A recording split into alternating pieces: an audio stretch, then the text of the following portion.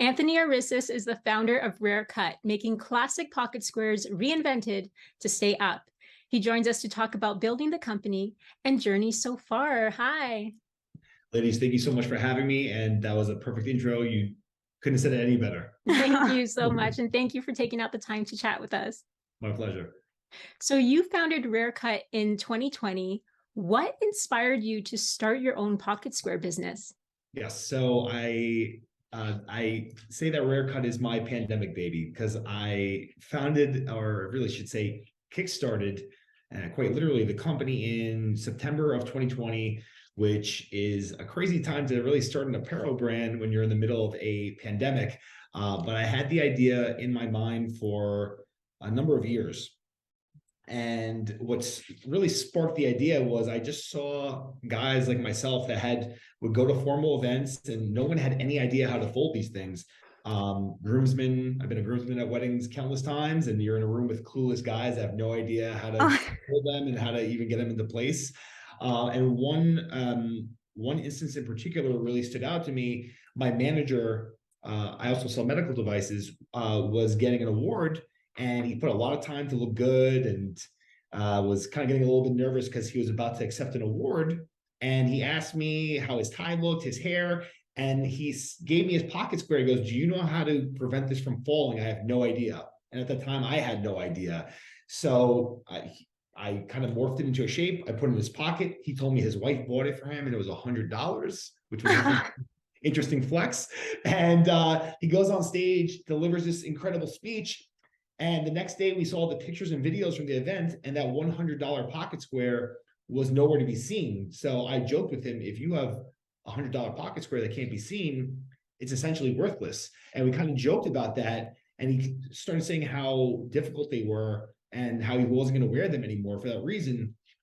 And to be honest, that was the real idea that sparked this, like, yeah, why are these things that should be so simple that complicated?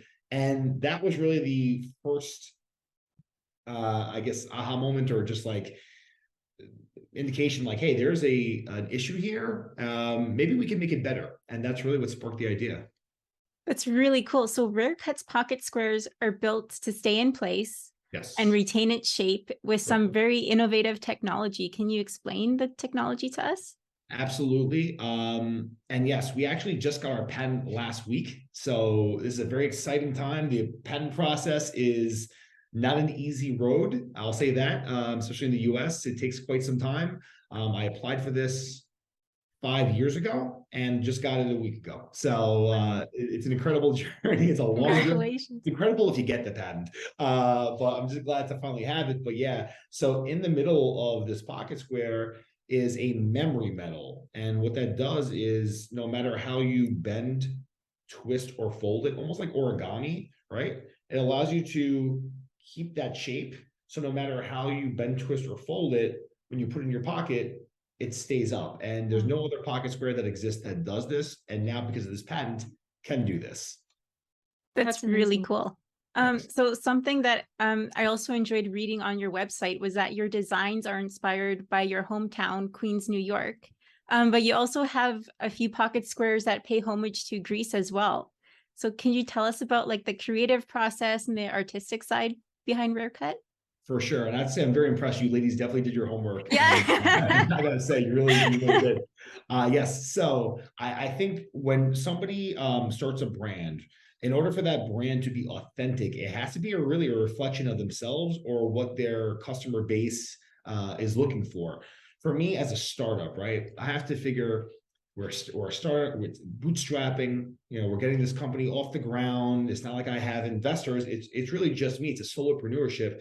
So because of that, you have to put yourself, like your blood, sweat, and tears and your own personality into the business. So by remaining authentic, I say, okay, what are parts of myself that I know that I can put into the brand, right? And a lot of it has to do with my upbringing and my background. And that includes being both of Greek background, any Greek, as I'm sure you ladies can attest, any person who's Greek, typically, it's a huge part of who they are. It's a huge foundation into their soul. And then also being from New York City, a kid from Queens, as I like to call it, that had a huge impact on me as well.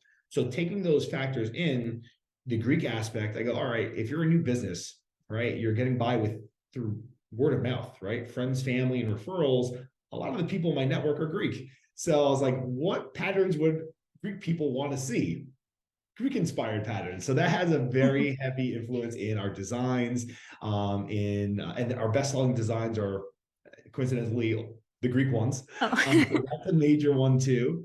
And the second one as well is, you know, just staying true to the world I know is New York City, right? So that's where I'm from, and I'm actually rocking one right now. So it's the I'll take it up. Is this the old school? Nice. I'm not sure if you ladies are familiar with that old Yeah. school kind of classic The New coffee. York Yeah. City Greek inspired coffee cup. So for this pattern in particular, what we did was we took the classic New York City coffee cup.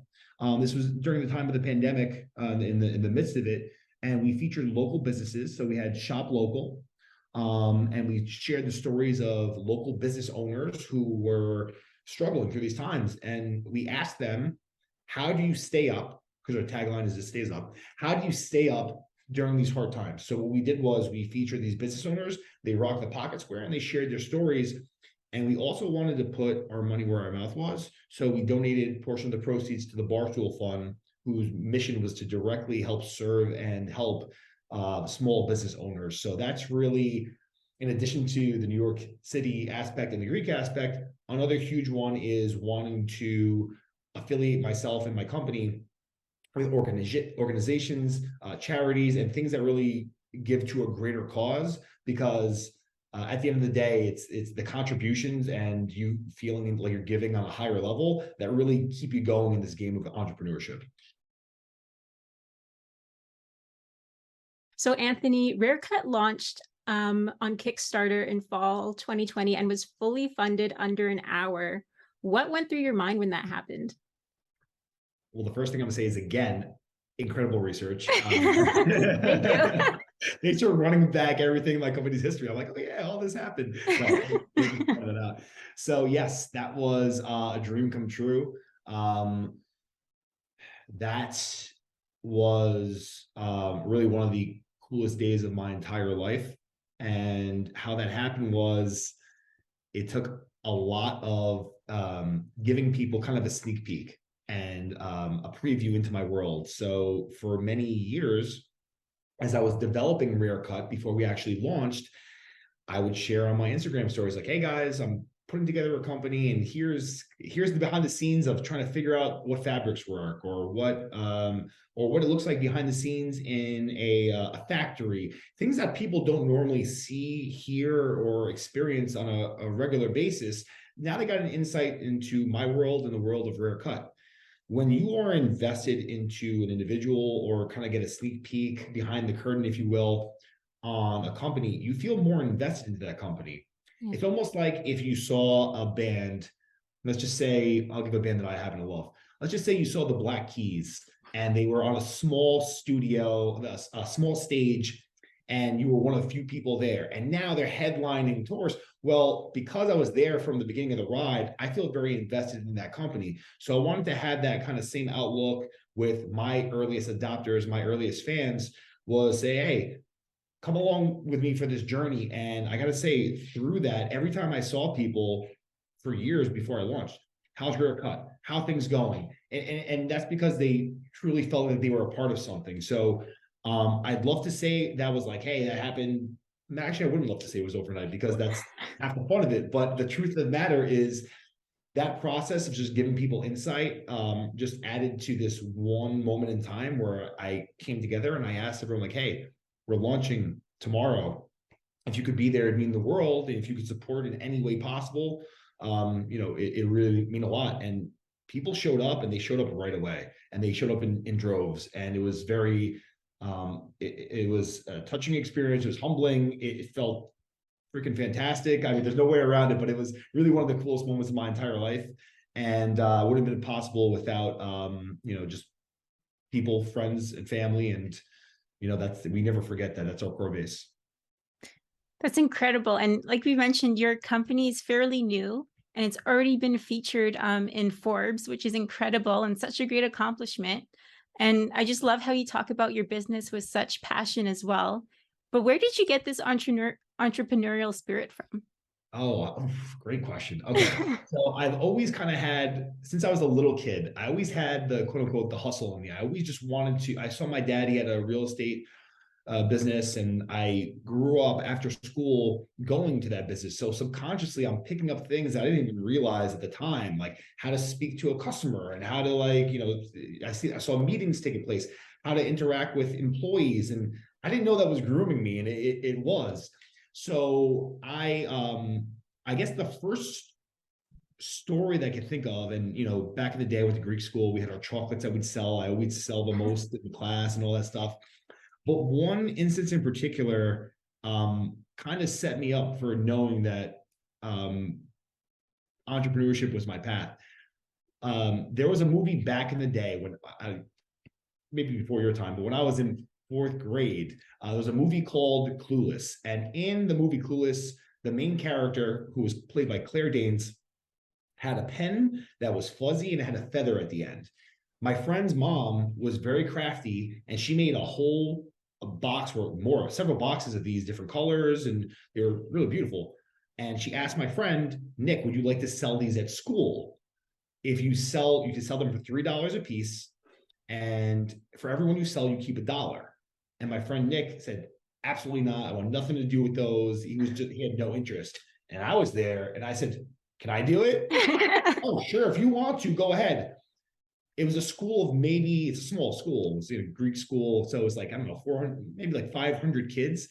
But what happened is I brought these to school and I started cutting deals with people, buy two, get one free, or whatever the case may be. And she gave me all the flexibility to be myself, that everyone in the school at one point had these fuzzy the teacher started asking, why does everyone have fuzzy pens? They left it at that. And a few weeks later, this is only like 3 weeks later, I sold about 600 of these. Wow. In 3 weeks. And I was in class and I heard an announcement in the loudspeakers, like, Anthony Orisses, please come to the principal's office. Oh, no. Kids, everyone gives you the ooh. Yeah. What I do. So I go downstairs and I go in the principal's office, and on the principal's desk is a fuzzy pink pen. Oh, no. Goes, Anthony, we need to talk. And she spoke to me. She said, listen, I just want to let you know, like, this is a school. It's not a business. Although I learned in life, a school is a business. That's a different yeah. But she goes, you can't be doing that, because ever since you started doing this, look what's happened. She opens up her drawer and all these kids started selling things from home, and she's like turning into like a flea market. We can't have this. So I go, okay, understood. I was upset.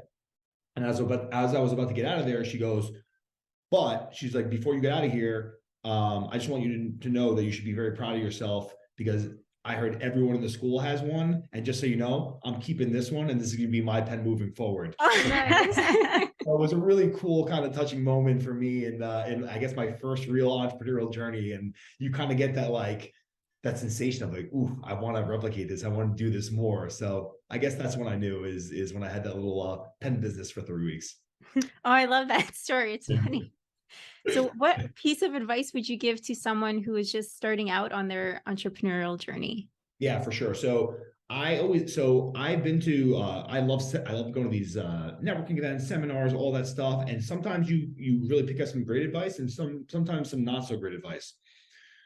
The one thing that I've heard, and that I happen to disagree with, especially in the beginning of a business, is go full-fledged, go all in. And while you should with your efforts, it doesn't mean you should necessarily go all in and quit your main job, your main source of income. I think that's a huge mistake, because now you're going to be in a position, because it takes quite some time to build up a business. I'm still in the infancy stage of my business, and I'm like, man, we've grown so much in 2 years, but there's a long way to go.